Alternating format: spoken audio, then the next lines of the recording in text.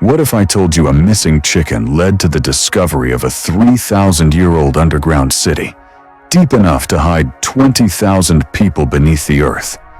No myth, no movie. This is a real ancient mystery buried under modern Turkey. But here's the chilling part. Why were thousands of people living underground? And what were they hiding from? The answer is far more intense than you think. Our story begins in 1963 in the Cappadocia region of Turkey. A local man, whose name has essentially been lost to history, was simply renovating his house. He kept noticing a bizarre phenomenon. His chickens were slipping into a small crevice in his basement wall and vanishing. Frustrated, he grabbed a sledgehammer and knocked the wall down, fully expecting to find a crawlspace.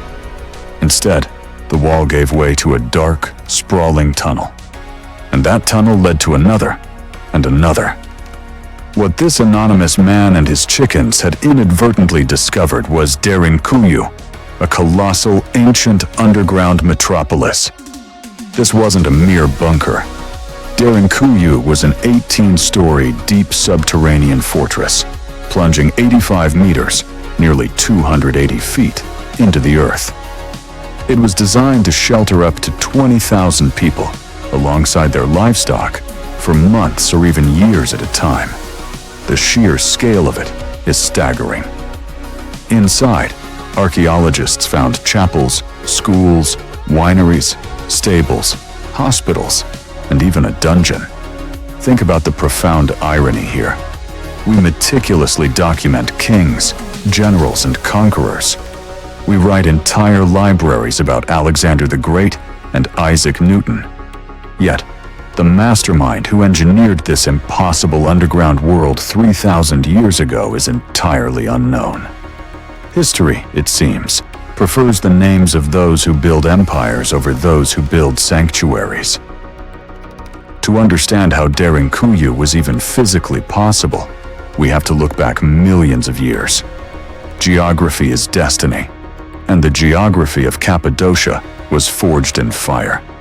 Millennia ago, violent volcanic eruptions blanketed this region in thick layers of ash. Over time, this ash compacted into a unique type of rock known as tuff. Tuff is deceptive. From the outside, it looks like solid, impenetrable stone. But beneath the surface, it is incredibly porous and soft, almost like a dense cheese. It is so soft that you can literally carve into it with basic hand tools, or even scrape it away with a sturdy stick. Nature had essentially provided the perfect, ready-made canvas for an underground sanctuary. The earth was begging to be carved, and roughly 3,000 years ago, human beings took advantage of this geological loophole. Derinkuyu is just one of over 200 underground cities discovered in the Cappadocia region, but it remains the deepest and most intricately designed. What is truly mind-blowing is the structural integrity of this soft rock. Despite being highly malleable, tuff hardens when exposed to air. This means that once a tunnel was carved out, its walls would naturally cure and solidify. Because of this phenomenal geological property, not a single floor in Derinkuyu has collapsed in 3,000 years. Modern skyscrapers and private housing developments often show foundational cracks within a decade. Yet this ancient, hand-carved subterranean maze remains structurally flawless. Let's venture inside and see how a civilization managed to live entirely, completely cut off from the sun. The first two levels were dedicated to livestock: cows, sheep, goats, and ironically, chickens. You can still see the stone-carved water troughs and the holes carved into the walls where animals were tethered. Why keep the animals on the top floors? It was pure logistics. The tunnels plunge steeply and narrow quickly. Try herding an 800-pound cow down a narrow, winding staircase to the 12th floor, and you'll quickly realize she is never coming back up. Levels 3, 4, and 5 were the residential zones. families lived in individual, stone-carved quarters. These weren't just primitive caves. They had communal kitchens equipped with stone ovens, massive storage rooms for grain and oil, and most importantly, wineries. The presence of wineries is a critical detail for archaeologists. It proves that Derinkuyu wasn't a temporary panic room. They weren't just hiding for a weekend. You don't build a complex wine press if you are only staying for a few days. They intended to stay long-term, bringing their culture, their daily routines, and their comforts underground with them. The Greek historian Xenophon actually passed through this area around 370 BCE and documented these underground dwellings. He wrote, "Their houses were underground, the entrance like the mouth of a well, but spacious below.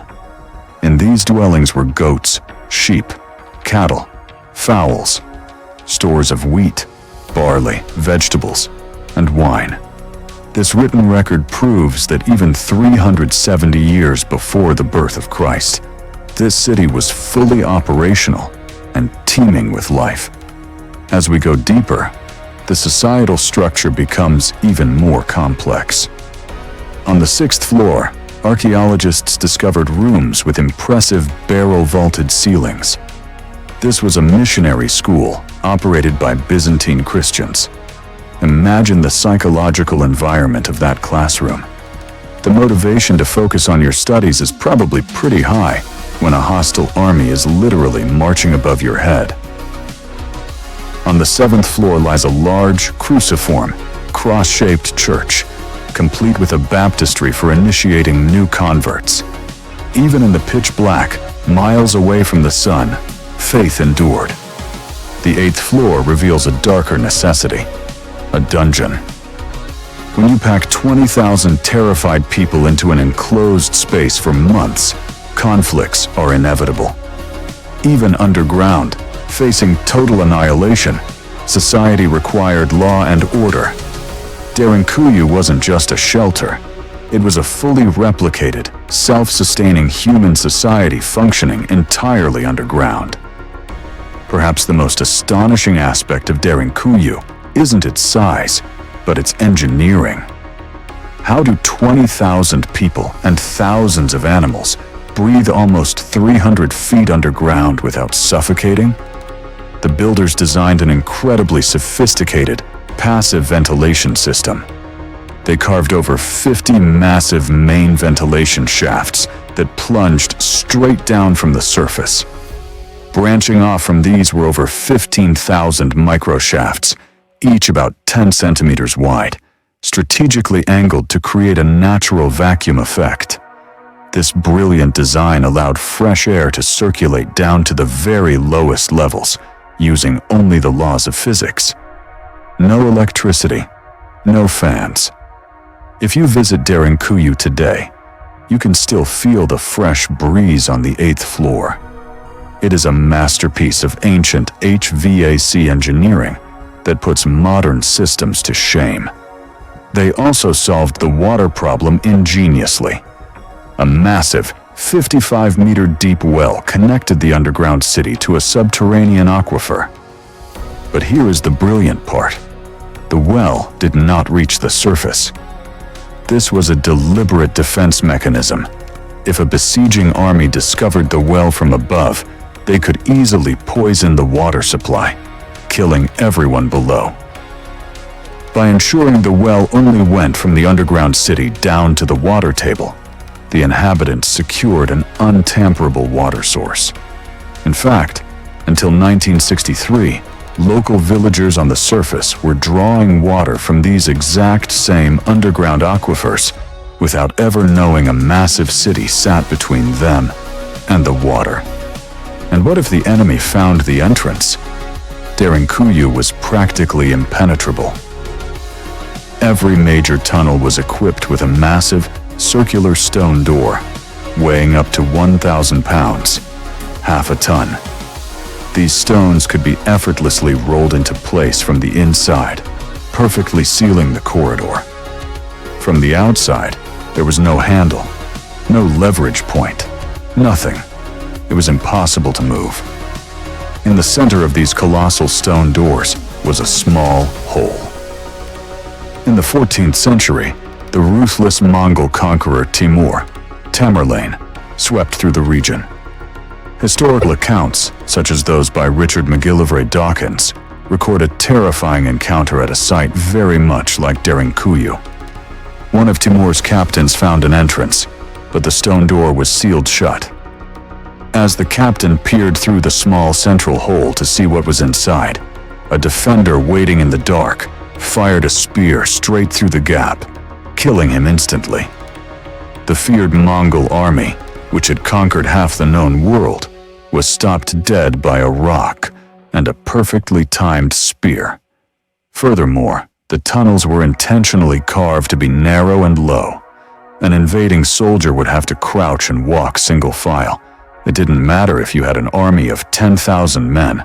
You could only attack one at a time. It was a brilliant, subterranean choke point.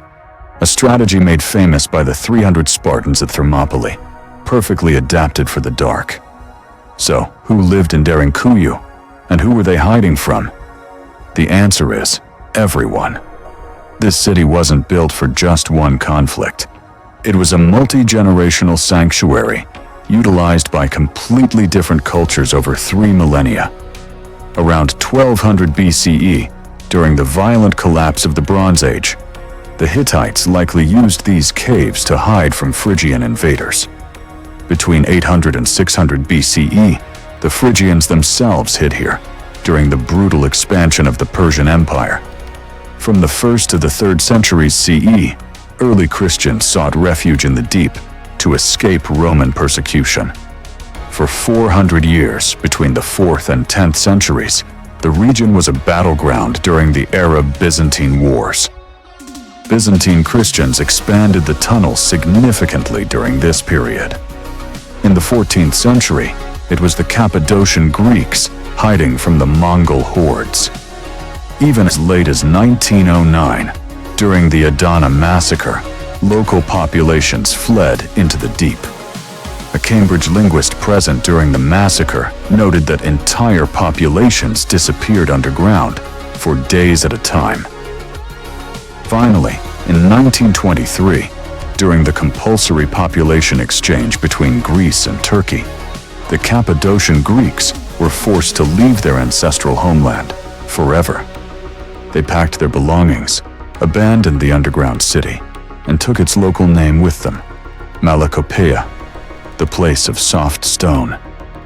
The entrances were eventually forgotten, swallowed by time and debris, until our anonymous friend and his chickens rediscovered them 40 years later. If you think the story of Derinkuyu is over, think again. In 2013, a routine construction project in the nearby Turkish city of Nevşehir unearthed something massive. Workers clearing land for a new housing development stumbled upon another underground labyrinth. Excavation is still ongoing, but early estimates suggest this newly discovered city plunges 113 meters deep and covers a staggering 460,000 square meters. It is highly probable that this new site is significantly larger than Derinkuyu. We live in an era where we assume we have mapped every inch of the globe. We have GPS, satellites, and artificial intelligence. Yet, just over a decade ago, we accidentally discovered a colossal, ancient metropolis hidden right beneath a modern city. It serves as a humbling reminder that the Earth still holds profound secrets, waiting in the dark. The story of Derinkuyu is not just a tale of ancient engineering. It is a profound testament to the sheer resilience of the human spirit. The people who carved these cities were not cowards. They were not weak. They were people who had everything stripped away from them: their land, their peace, their security. When the world above became a nightmare of war and persecution, they did not simply surrender and die. They took their families, their faith, and their culture, and they buried it deep in the stone. They adapted, they survived. For 3,000 years, while empires raged and crumbled on the surface, these people quietly endured in the dark, ensuring their survival for the next generation. It makes you wonder, when the world takes everything from you, do you give up? Or do you grab a chisel and start building a new world in the dark?